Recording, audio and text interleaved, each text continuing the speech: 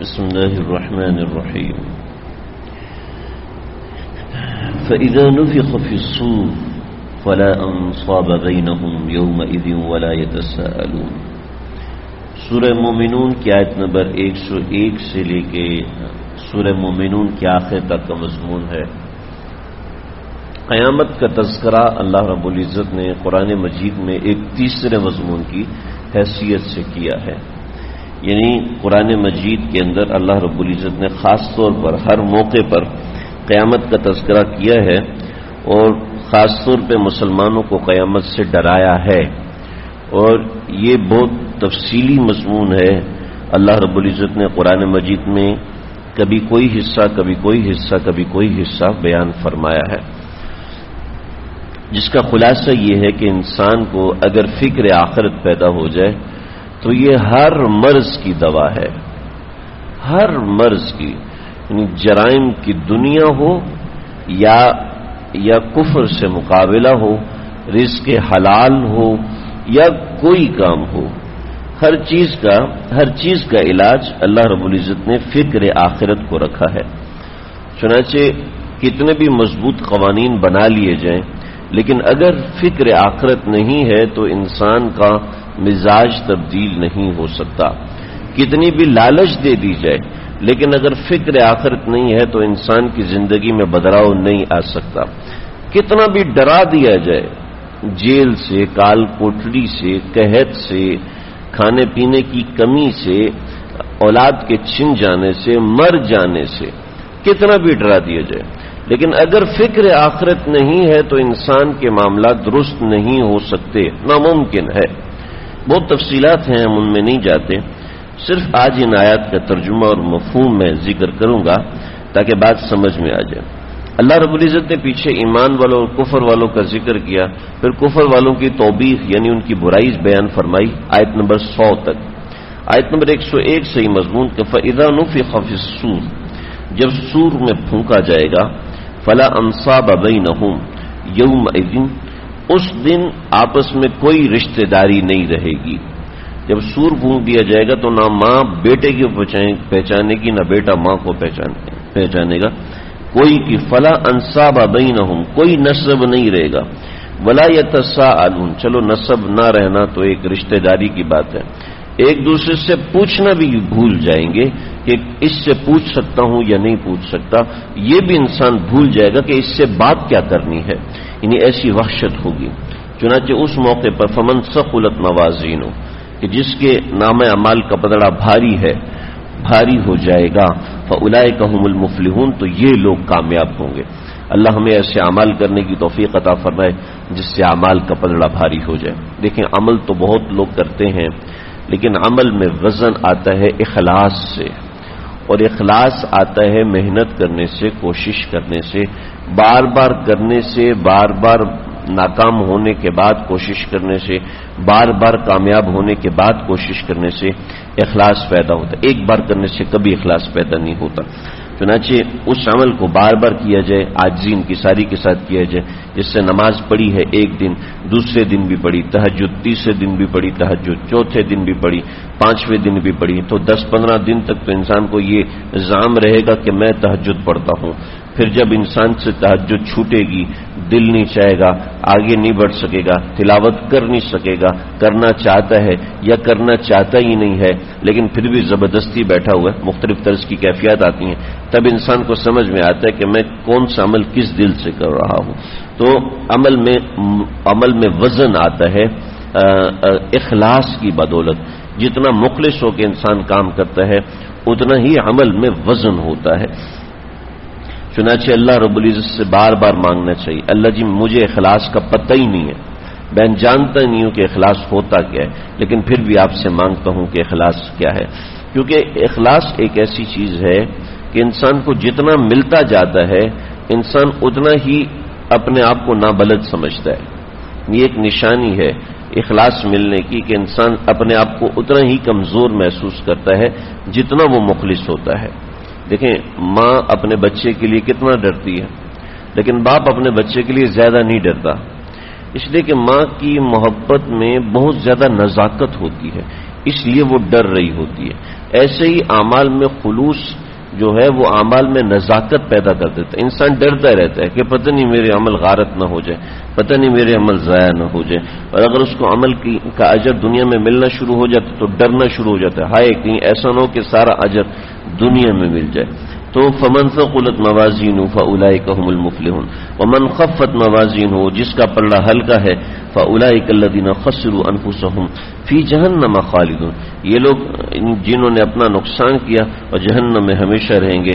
اللہ ہماری حفاظت فرمائے. میرے استاد فرماتے تھے جب کوئی جہنم کی آیت آئے تو اس وقت اعوذ باللہ من الشیطان الرجیم دل میں پڑھ لینا چاہیے، جیسے کہ اوپر آیات میں گزرا. اللہ سے پناہ مانگ لینی چاہیے، اللہ جی مجھے معاف کر دے، مجھے ان لوگوں میں سے شامل نہ فرمائے. تلفق وجوہہم النار، جھلس دے گی آگ ان کے چہرے کو، وہم فیہا کالحون، اور اس میں ذلیل ہو کے پڑے ہوں گے. اللہ ہماری حفاظت فرمائے. پھر ان سے کہا جائے گا الم تکن آیاتی تتلا علیکم، کیا ہماری آیات تمہارے اوپر تلاوت نہیں کی گئی تھی؟ فکنتم بہا تکذبون، تم اس کو جھٹلاتے تھے.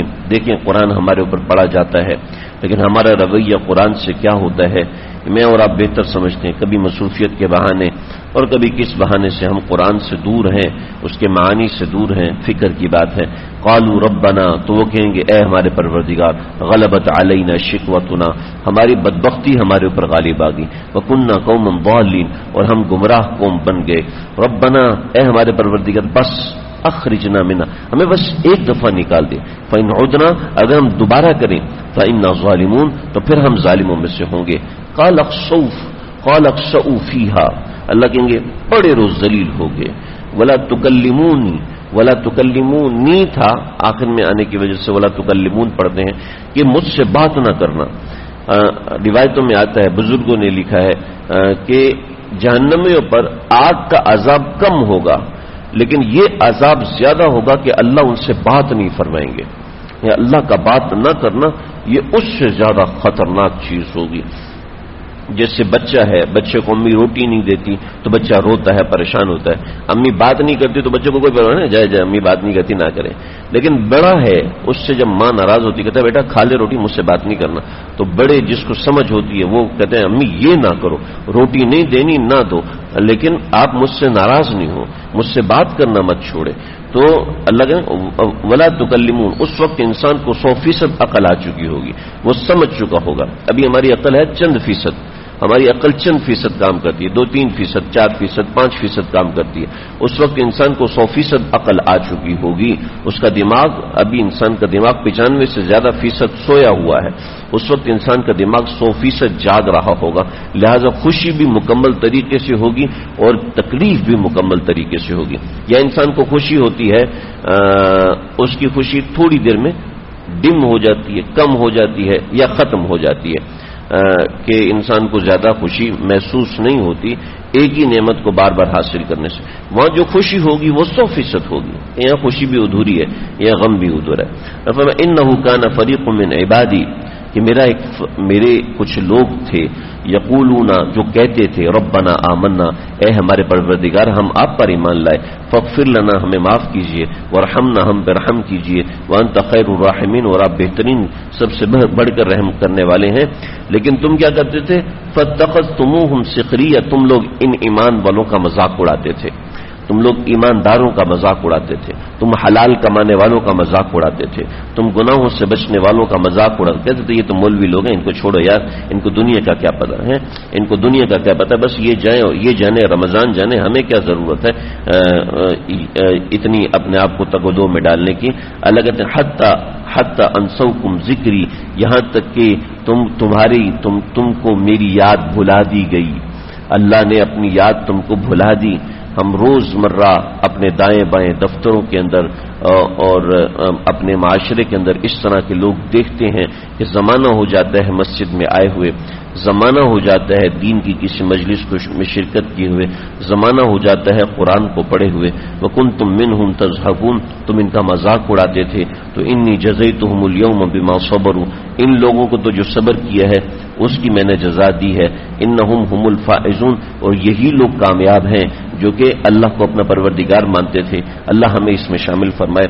قال، تو وہ کہیں گے کم لبثتم فی الارض عدد سنین. قال، تو ان سے کہوں گا ان سے کہے گا کم لبثتم تم کتنا عرصہ رہے. کوئی فرشتہ ان سے کہے گا یا اللہ رب العزت خود فرمائیں گے یا کوئی منادی ہوگا جو ان سے پوچھے گا ان کی لذت کو بڑھانے کے لیے کم لبثتم فی الارض عدد سنین کتنے سال تم زندگی زمین میں رہے ہو. تو یہ ایمان والے کہیں گے لبثنا یوما او بعض یوم ہم ایک دن یا دن کا کچھ حصہ رہے ہیں. فاسأل العادین یہ جو گنتی کرنے والے ان سے پوچھیں ہمیں تو پتہ ہی نہیں کہ ہم دنیا میں کتنا عرصہ رہے 60 سال رہے 70 سال رہے یہ ایک چٹکی بجاتے بے ختم ہو جائے گا. تو قال تو کہے گا ان لبثتم الا قلیلا تم جو وہاں پر ہو نا بہت تھوڑا رہے ہو. لو انکم کنتم تعلمون اگر تم اس بات کو جانتے ہوتے تو یہاں کی زندگی کروڑوں سال کی ہے وہاں کی زندگی 60 سال کی. اگر 50 کروڑ کو 60 کی نسبت دیکھی جائے تو کیا نسبت آئے گی؟ ایک نسبت اشاریہ 0.000 کر کے کوئی نسبت آئے گی تو یہ ہے کہ تم بہت تھوڑا عرصہ رہے ہو. چنانچہ آخری تنبیہ ہے بڑی زبردست آیات ہیں. افحسبتم کیا تم یہ سمجھتے ہو انما خلقنکم عبثا کیا تم کو بیکار پیدا کیا ہے ہم نے وانکم الینا لا ترجعون کہ تم کو ہماری طرف لوٹ کر نہیں آنا. فتعال نہیں ایسا نہیں ہے. اللہ الملک الحق اللہ ہے جو کہ بادشاہ برحق ہے. لا الہ الا ہو اس کے علاوہ کوئی الہ نہیں ہے. رب العرش الکریم اور وہ عرش کریم کا پروردگار ہے. ومن يدع مع اللہ کون ہے کہ جس کو اللہ کے علاوہ پکارا جائے لا برہان لہ بہ اس کے لیے کوئی دلیل بھی نہیں ہے. فانما حسابه عند ربه اس کا حساب اس کے پروردگار کے پاس ہے. انه لا يفلح الکافرون جو کہ کافروں کو فلاح نہیں دے گا. چنانچہ اے ایمان والو تم تو یہ کہہ دو قل کہو رب اغفر اے پروردگار ہمیں معاف کیجئے ورحم اور ہم پر رحم فرمائیے وانت خیر الراحمین اور آپ بہترین رحم کرنے والے. یہ آخری آیات بڑی زبردست ہیں ایمان والوں کو جو جوڑا گیا. چنانچہ ایمان والوں کو یہی کہا کہ یہ ایک دعا مانگ لیا کرو رب اغفر ورحم وانت خیر الراحمین. یہ بڑی زبردست دعا ہے. ہمارے اکابرین اس کا عمل کرتے رہے. کوشش کرنی چاہیے کہ رمضان میں جب ہم نفلی نمازیں پڑھتے ہیں تو اس میں کثرت سے یہ دعا سجدے میں مانگی جائے رب اغفر ورحم وانت خیر الراحمین. بہت آسان ہے اغفر ورحم وانت خیر الراحمین بہت آسان ہے. تو اس کا ورد کیا جائے تاکہ اس کی برکت سے اللہ کرے کہ اللہ قیامت کے دن ہمیں ان لوگوں میں شامل فرما دے جن کو اللہ کامیاب فرمائیں گے اور ان لوگوں سے ان کی فہرست سے نکال دیں جن کو اللہ تعالیٰ ناکام فرمائیں گے. یہ ہماری سورہ مومنین یہ مکمل ہوئی کہ یہ قیامت کا بیان تھا. سارا تفصیلی بیان ہے وہ میں نے ایسے ہی مفہوم اس کا ساتھ ذکر کر دیا. آئندہ سورۃ النور انشاءاللہ شروع کریں گے. بہت ہی زبردست سورت ہے. اللہ سمجھنے کے عمل کرنے کی توفیق عطا فرمائے.